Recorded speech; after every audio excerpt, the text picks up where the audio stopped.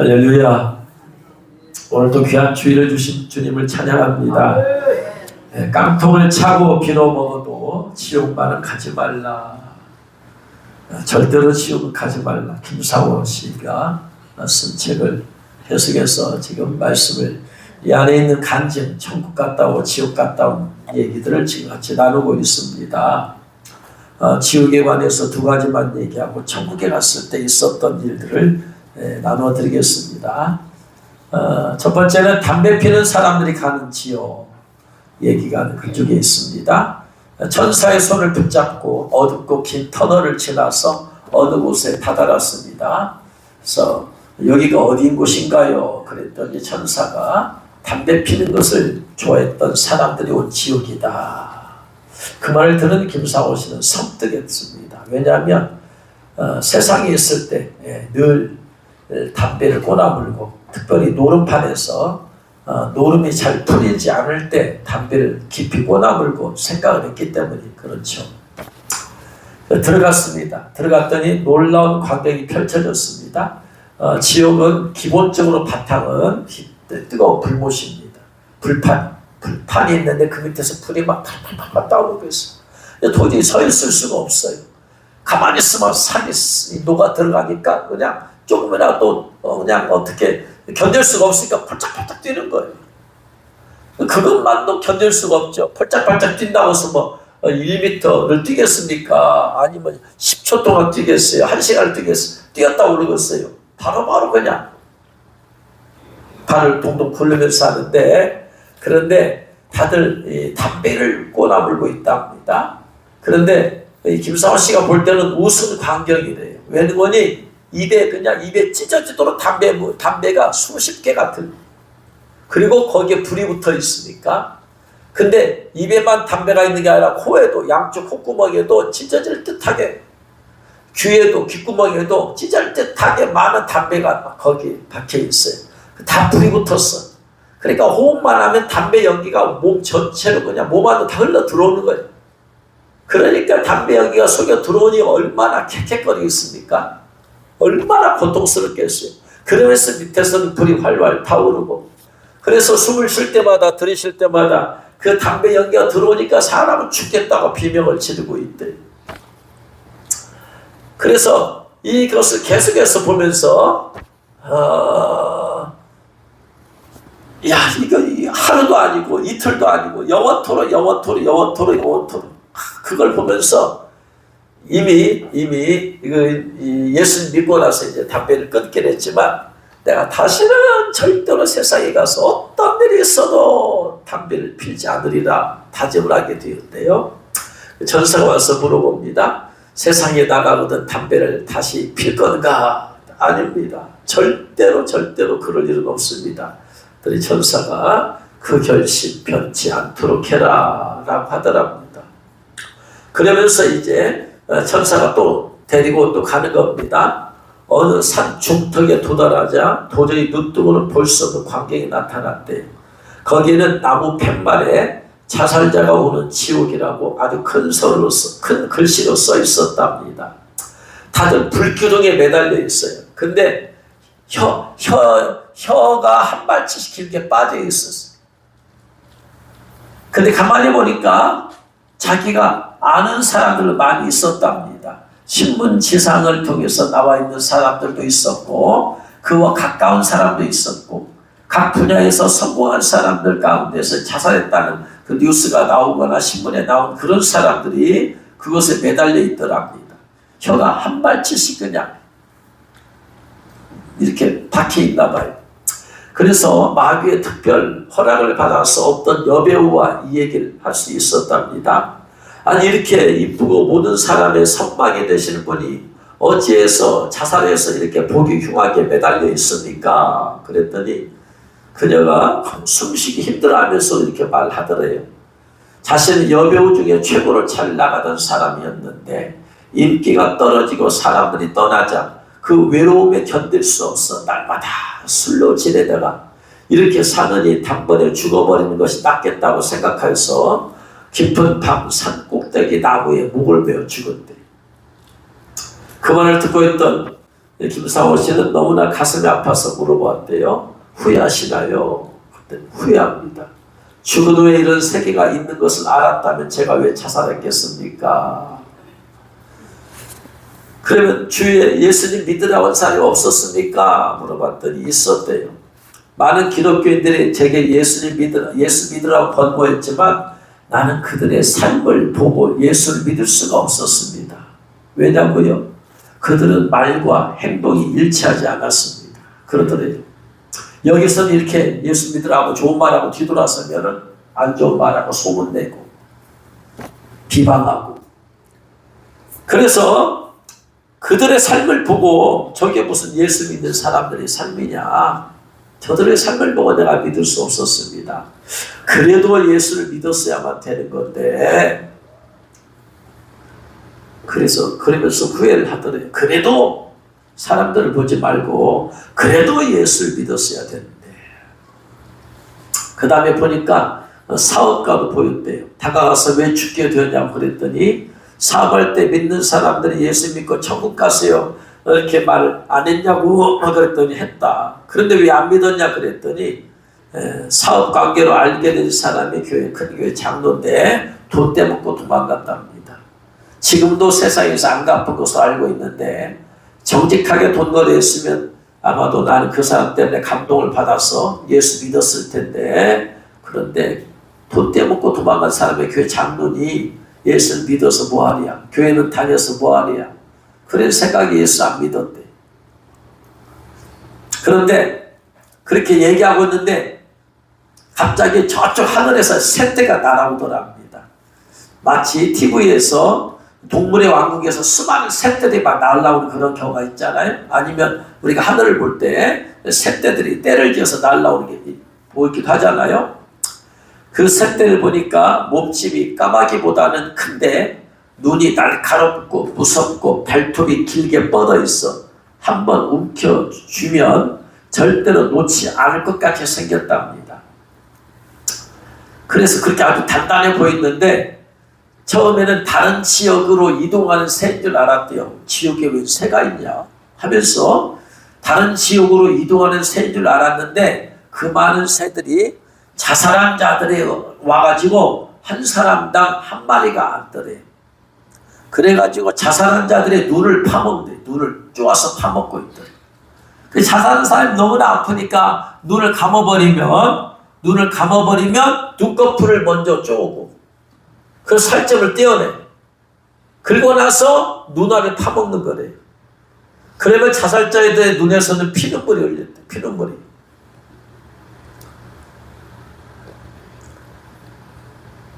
그래서 눈에서 흐르는 피눈물이 고통 속에 몸부림치는 사람들의 땀과 섞여서 축 늘어진 혓바닥에 닿으면 새들은 기다렸다는 듯이 또 혓바닥을 쪼아 뜯어먹더래. 새들이 눈알과 혓바닥을 다 먹어치우고는 어디론가 동시에 날아가 버렸대요. 그러면 그걸 다 쪼아먹어서 날아가 버렸으면 더 놀라운 것은 파먹혔던 눈알과 혓바닥이 다시 재생되고 있더랍니다. 그러면 재생되면 또 그 새들이 날아와서 또 눈알을 또 파먹고 혀를 또 파먹고, 이것이 반복되고 있더라. 반복되고 있더라. 그것을 본 김상호 씨는 너무나 고통받지. 눈에서 피물 철철철 흘리면서 고통나는 그 수들의 소리하며 그 모습 아니에요. 그래서 너무나 고통스러워서 하나님, 더 이상 지옥을 보고 싶지 않습니다. 여기까지 경험한 것만으로도 충분하오니 이제는 이 고통의 세계가 보이지 않게 하옵소서. 막 간절히 기도했더니 너무나 보는 것이 견딜 수가 없어서. 그랬더니 천사가 처음에 자기를 이렇게 정국과 지옥을 데리고 다니는 천사가 나타났대요.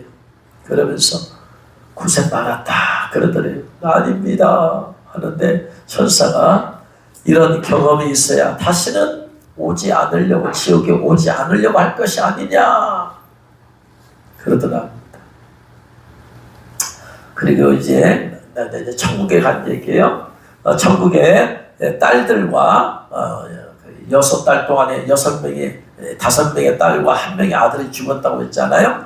천국에서 만나가지고 그들과 함께 손잡고 또 천사 손잡고 생명강을 이렇게 걷고 있어요.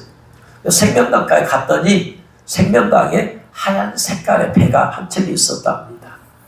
하늘나라에도 배가 있다는 사실에 놀랐답니다. 그런데 하늘나라 배답게 아름답게 그지없었다고 합니다. 그래서 그 배를 탔어요. 탔더니 배가 자동적으로 쫙 가더래요. 가까운 데까지 가더래요. 그런데 배가 물살을 가르는 그 옆에는 어디서 모여왔는지 각종 아름답고 신비하게 생긴 고기들이 살아계신 예수님 영광을 받으소서, 그분을 찬양합니다. 그분만 영광을 받으소서. 막 이 고기들이 그렇게 막 찬양 말을 하면서 찬양하고 하더래요. 그리고 가는데 천사가 그러더래요. 한번 물 위를 걸어보겠느냐 그러더래요. 근데 겁이 나죠. 어떻게 물을 걸어요 사람이. 그런데 천사가 한번 걸어보거라 그러더래요. 그래서 한번 두렵고 떨리는 마음으로 배에서 물로 딱 했더니 이게 웬일이에요. 자기가 빠지지 않더래. 물 위를 그래서 걸어갔어요. 근데 저만치쯤에서 누군가가 또 물 위를 걸어오고 있더래. 와서 보니까 베드로가 온 거예요. 베드로가. 그래서 그 안에서 베드로하고 잠시 얘기를 하다가 나중에 베드로가 이렇게 말을 하더래요. 내가 너에게 중요한 할 말이 있다.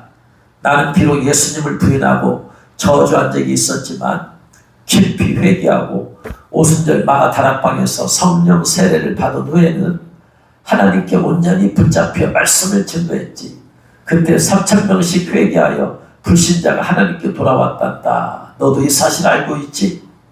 너도 세상에 나가거든 내가 온전히 주를 쫓아 사람 낚는 어부가 된 것처럼 너도 사람 낚는 어부가 되거라 하더니 알겠습니다 하면서 이제 베드로 사도와 헤어질 시간이 되니까 그때 베드로가 올 때 그물을 메고 황금색 그물을 메고 왔었는데 그 작은 그물을 그 김상호 씨한테 주더래요. 이 말은 무슨 말이냐?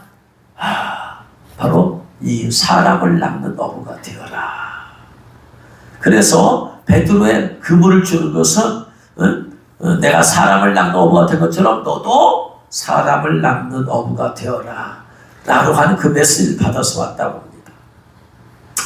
그 다음 이제 그리고 또 어느 천사와 함께 어느 성도의 집을 방문했습니다. 그랬더니 집이 보석으로 꾸며져 있었대요.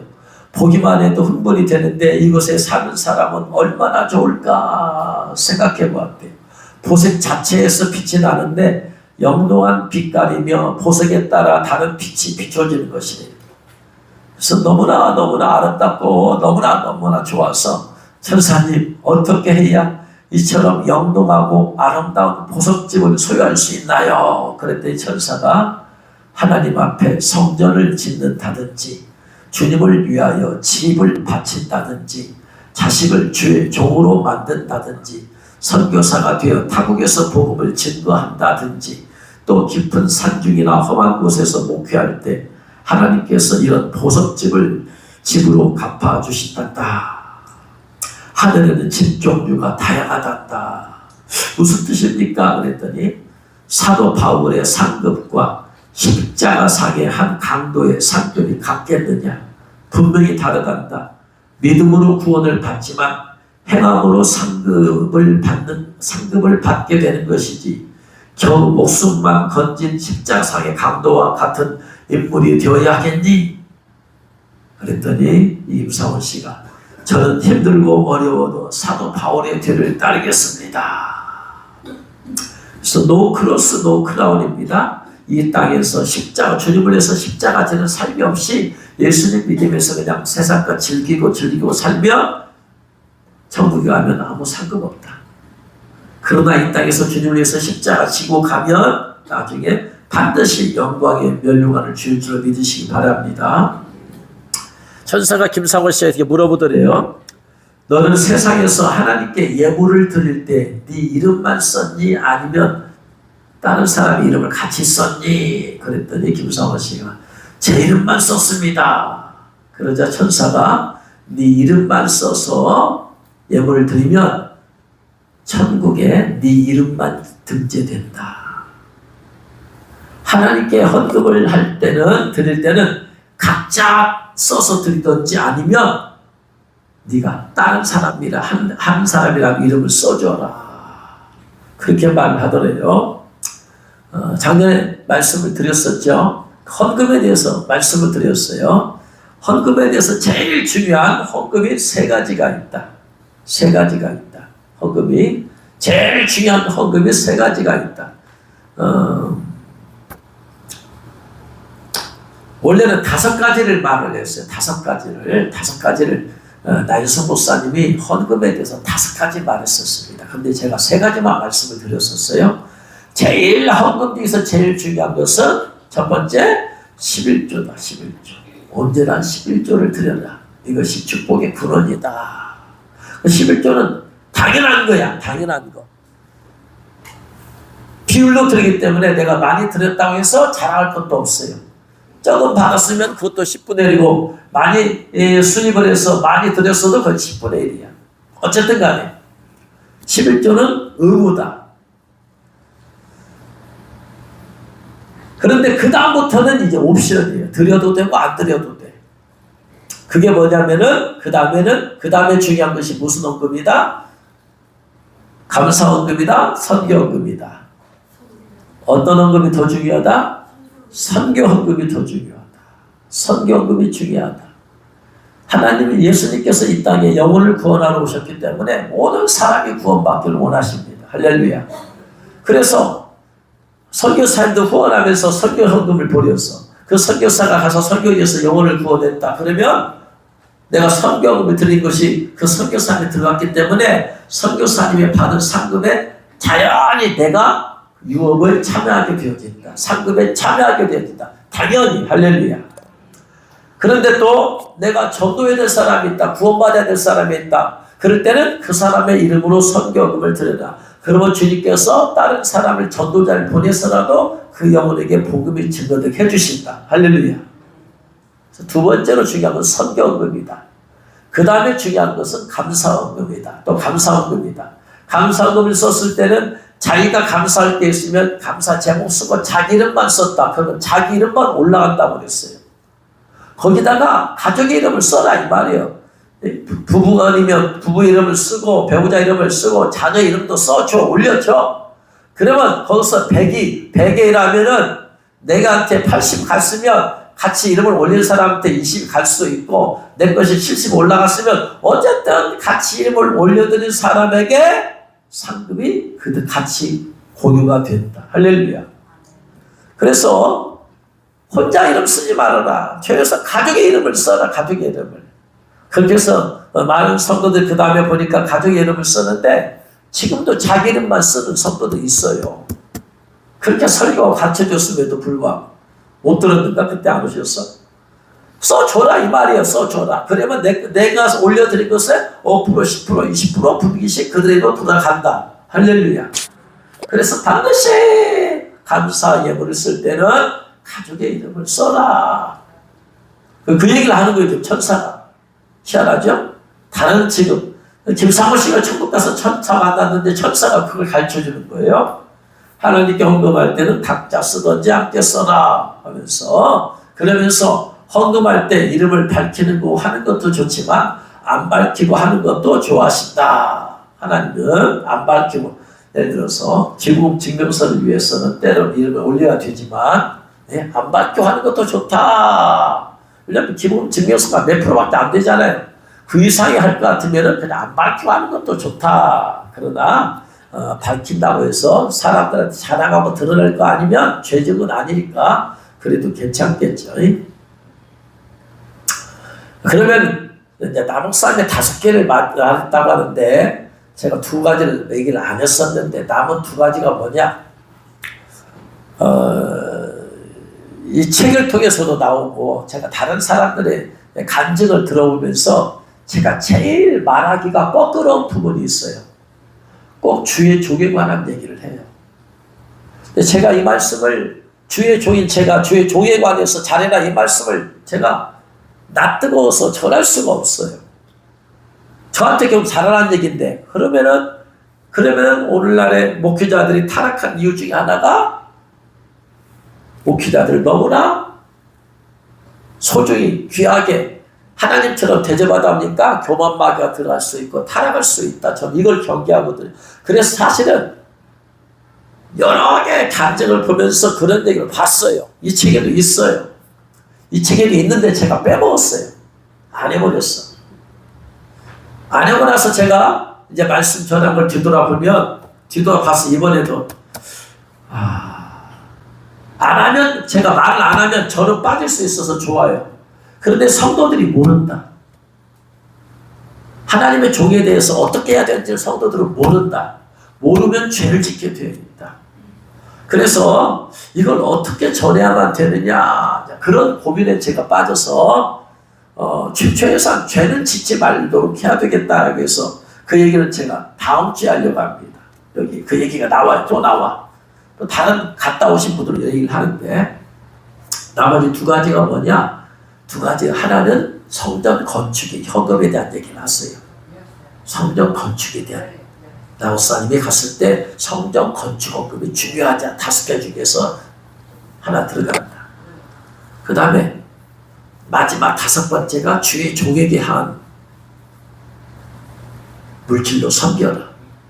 예를 들어서 일반 교회에서 목회자들이 있으면은 최소한 그 목회자의 생활비는 책임지도 해야 된다. 그렇게 볼 수 있어. 전부 다 막 목회자한테 돈 갖다 줘 그러니까 타락하니까 안 되고, 저는 그걸 경계하니까 어쨌든 간에 그 목회자들에 대해서 생활에 걱정 안 되게 해야 된다. 근데 어떤 교회는 어떻게 하냐면 목회자들 생활비를 깎으려고 하는 것이고, 어떤 교회에서는 풍경이 되으려고 하는 것이고, 깎으려고 하는 것 자체가 벌써 하나님에 대한, 하나님께서 인색하게 보신다라는 거예요.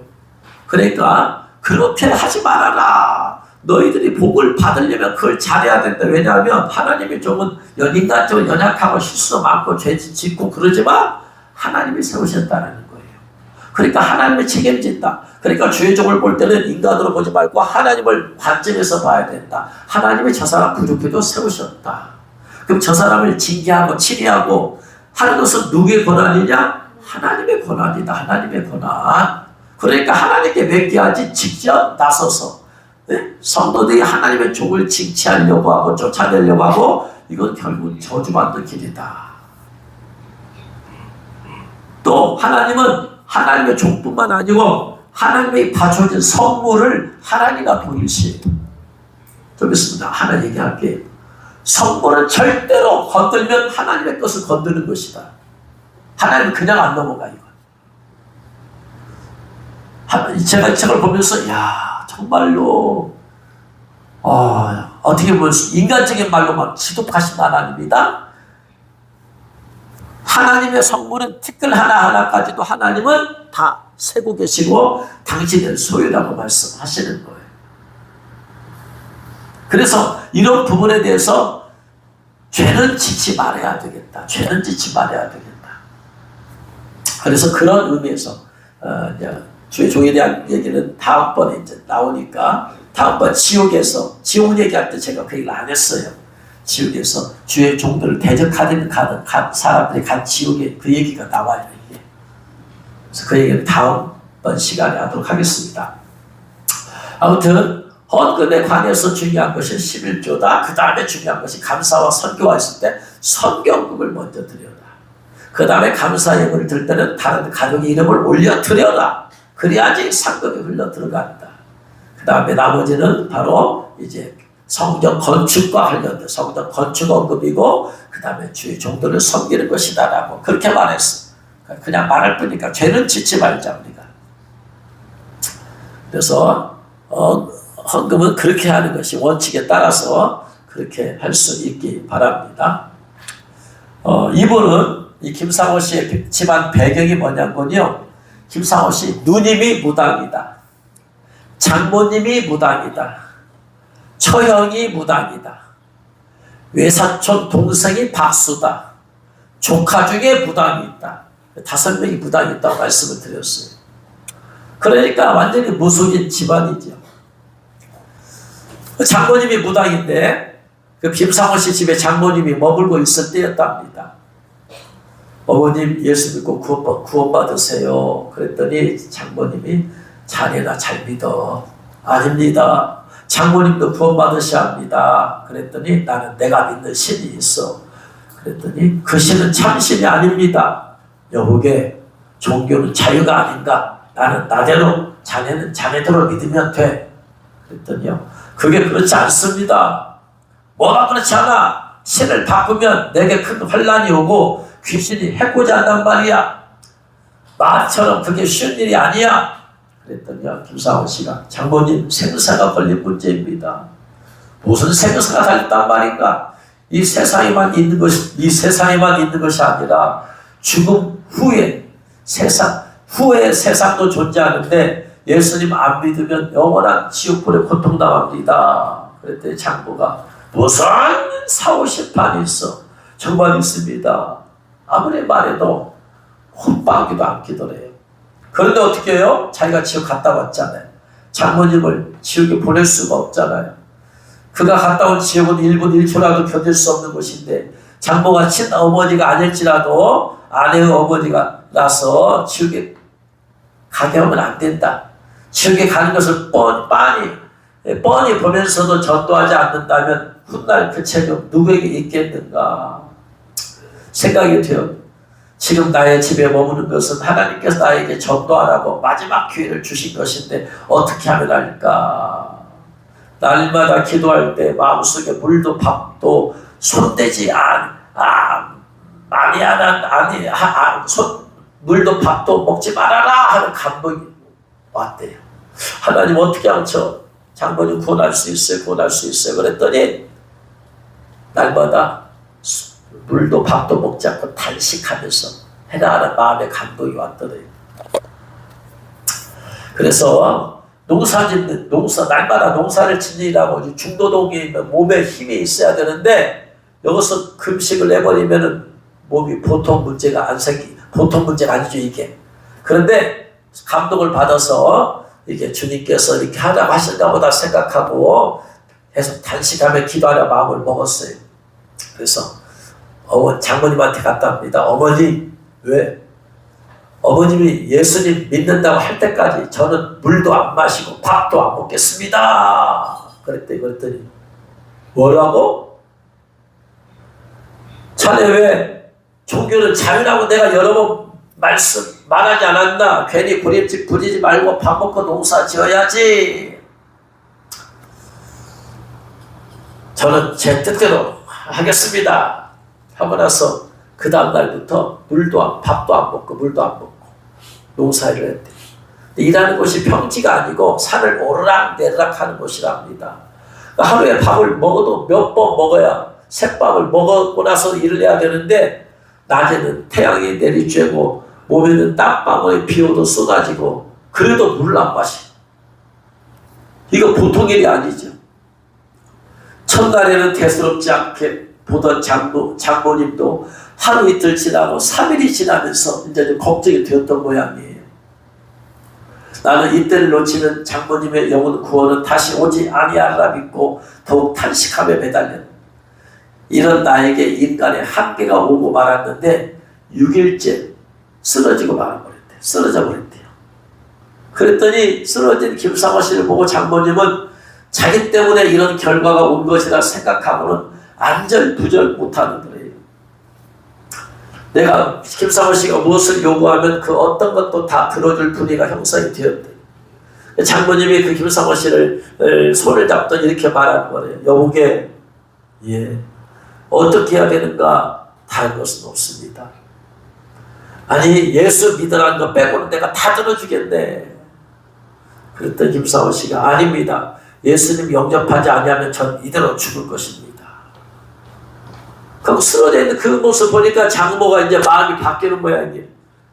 장모는 그러다가 이제 하나밖에 없는 사위가 죽어버리면 자기 딸이 이제 과부가 되니까 이러다가 하나밖에 없는 사위 죽을 텐데 지금까지 내가 섬겨오던 모든 신 버리고 내가 이제부터 자네 따라 예수신 섬기겠네 하고 6일째 손들어 버린대요.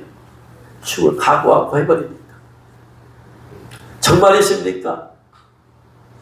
그렇게 해서 단식기도 금식기도 6일 해가지고 6일째 무당 장모를 하나님께 인도했대.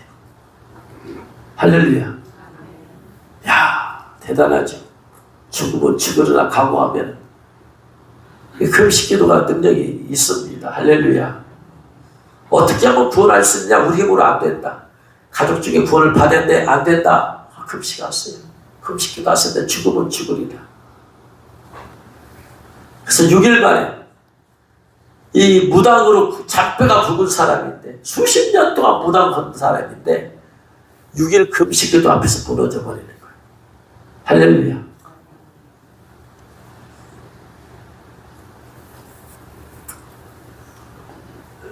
그래서 전도할 때 가장 중요한 것은 남을 전도할 때 생명마치 기도 없이는 남의 생명을 살릴 수 없다고.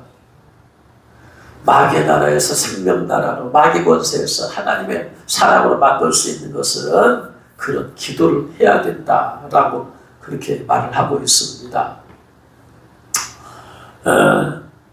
김상호 씨 집에 비가 내리는데 이 집이 낡아가지고 지붕이 내려앉게 되었대요. 거기 받쳐줘야 되잖아요. 받쳐줘야 되는데 받쳐올 것이 없어서 예배당 짓고 남은 기둥들이 있었대요. 예배당 짓고 남은 기둥들. 이걸 가져다가 어차피 남았어요. 예배당 지었어요. 그래서 쓸모없어 이제. 그래서 그것을 가져다가 그의 집을 바쳤대요. 근데 그때부터 3일간 이유를 알 수 없게 몸이 아프기 시작했대요. 그래서 하나님 저의 병 고쳐주세요. 하나님 저의 병 고쳐주세요. 고쳐주세요 하는데 환상 가운데 예수님이 나타나셨대요. 이렇게 하시는 말씀이에요. 너는 왜 나의 성물을 네 마음대로 네 집에 사용하느냐. 저는 이 대목 보고 깜짝 놀랐습니다. 짓고 남았어요. 이미 교회 예배당 지었어요. 쓸모가 없는 거예요 지금. 갔다가 이 예배당 짓는데 이 김사호 씨가 나중에 재산 팔아서 하는 얘기가 나오거든요.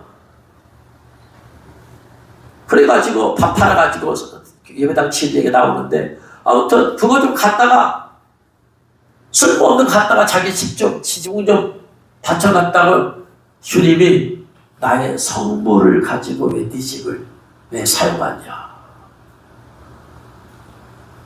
야, 하나님께 이미 바쳐진 것은 성물이다. 소유권이 하나님의 것이다. 그러면 하나님의 허락을 받고 써야 되는데 그냥 쓸모없으니까 뭐 하고 모시고 가져갔다. 하나님이 기뻐하지 않으시는 진노하신다라는 얘기. 그래서 김상호 씨도 두려워 떨면서 이거 보상해야 되겠다. 하나님께서 내 마음대로 어떻게 샀으니 어떻게 해야 된다는 고민하다가 어떻게 하면 갚을 수 있지 갚을 수 있지 하는데 소 한 마리가 생각이 나더래. 그래가지고 소 한 마리를 주님한테 바쳤대요. 그 쓸모없는 나무 하나 가져가가지고 소 한 마리를 불어냈대요. 하나님께서 보실 때는 임상호 씨가 볼 때는 뭐 별거 아니잖아요. 우리가 생각해도 제가 생각해도 별거 아닌 것 같은데 하나님께서 보실 때는 크든 작든 간에 성물은 하나님께 바쳐진 것이다. 이것은 죄다. 이 사건을 계기로 하나님의 성물을 도둑질하지 않겠다고 결심했답니다. 오늘날 많은 성도들은 교회의 물건을 거룩히 여기기보다는 자신의 집의 소유물보다 함부로 다루고 덜 소중히 여기는 모습들을 많이 볼 수 있죠. 여러분 집에 있는 것들은 소유주가 여러분의 것이에요. 그러나 하나님의 집에 있는 것들은 집에 하나님께 바쳐진 것들은 중요하든 안 중요하든 그게 전부 다 하나님의 소유다. 그럼 내 소유가 있는 것이고 하나님의 소유가 있다면 어느 것이 더 소중하겠어요? 하나님의 것이.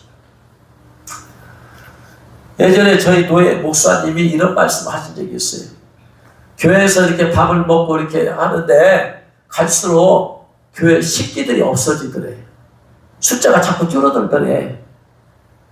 왜 이렇게 줄어드냐 도대체. 점심 먹고 밥 먹을 때 쓰는 그릇들이 없어질 숫자가 줄어들더래요. 자기가 분명히 버린 적이 없는데. 근데 이제 교회에 신방이 있어서 대신방이 있어서 성도들 집에 가잖아요. 그러면 그 교회 성도들 집에 있더래. 그게 하나씩. 여기는 젓가락이 있고 여기는 숟가락이 있고 여기는 그릇이 있고 대접이 있고 접시가 있고. 그래서 그 목사님이 교회에서 없어진 것은 성도들 집에 가 있구나. 그 도둑질이다 이 말이야. 도둑질.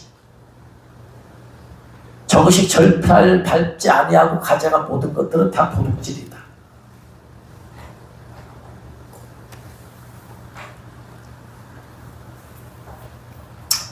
레위기 5장 15절에 누구든지 여호와의 성물에 대하여 그릇 품하였거든 여호와께 속건제를 드리되 너의 지정한 가치를 따라 성소의 세겔로 몇 세겔 은혜에 상당한 흠없는 수양 때 중에서 끌어다가 속건제로 드려라. 성물을 범하면은 반드시 속건제 회개해야 된다. 크든 작든 간에 우리가 이거 조심해야 되겠어요. 나도 모르게 하나님께 바쳐진 성물들에 대해서 나도 모르게 내가 소홀히 삼부로 했어. 그러면 하나님은 그걸 따지신다 이 말이야. 하나님 말씀 1.1회까지 완전하게 쓰신 하나님께서 하나님의 성물에 대해서는 눈꼽만한 것도 하나님은 다 세고 계신다, 알고 계신다. 깨달을 수 있기를 주 이름으로 축원합니다. 마지막 하나입니다. 어느 날 기도하고 있는데 환상이 열렸대요. 환상이 열렸는데 큰 광장에 자기가 서 있더래요. 환상에 보니까. 그런데 수많은 사람들이 광장에 같이 서 있는데 보니까 다른 사람들은 다 흰 세마포를 입고 있었는데 이 사람은 자기 벌거벗고 있더래. 겉옷이 안 벗고 팬티만 입고 있다. 흰 세마포를 입고 있는 성도들이 기뻐 뛰면서 주님을 찬양하고 막 잔치집 같은데 그거에서 있는 자기 자신 모습 보니까 자기가 주인 사람 보니까 다 흰 옷 입고 이렇게 있는데 자기는 팬티만 걸치고 있으니까 뛸 수가 있어야지. 부끄럽고 창피해서 어쩔 줄 몰라 하고 있는 자기 모습을 봤어요. 수치스럽고 창피해서 부끄러워 그냥 주저앉고 말았대요. 숨을 곳을 찾고 싶었지만 숨을 곳이 없죠. 그때 예수님의 음성이 들려왔대요. 하나님의 나라는 옷 입지 않고는 들어올 수 없는 나라이다. 이분은 신부 예복이 뭔지도 모르는 분이죠. 근데 그것이 천국에 들어온 사람 다 신부 예복 입고 있잖아요. 이 사람만 지금 마태복음 20장에 있는 그 천국 혼인잔치 비유처럼 다 혼인잔치 예복 입었지만 한 사람은 예복 안 입은 사람 그 얘기잖아요. 지금 자기만 팬티만 입고 있더라. 그래서 예수님께서 하나님의 나라는 옷 입지 않고, 여기서 옷은 구원의 옷이 아니죠. 신부 예복이죠. 빛나고 깨끗한 세마포죠. 입지 않고는 들어올 수 없는 나라이다. 그랬더니 주님 저는 옷이 없어요. 어떻게 하면 좋아요? 어떻게 하면 좋아요? 하면서 막 하나님께 회개하면서 막 기도하고 있더래요. 그런 모습이 보여요. 회개하면서 눈물로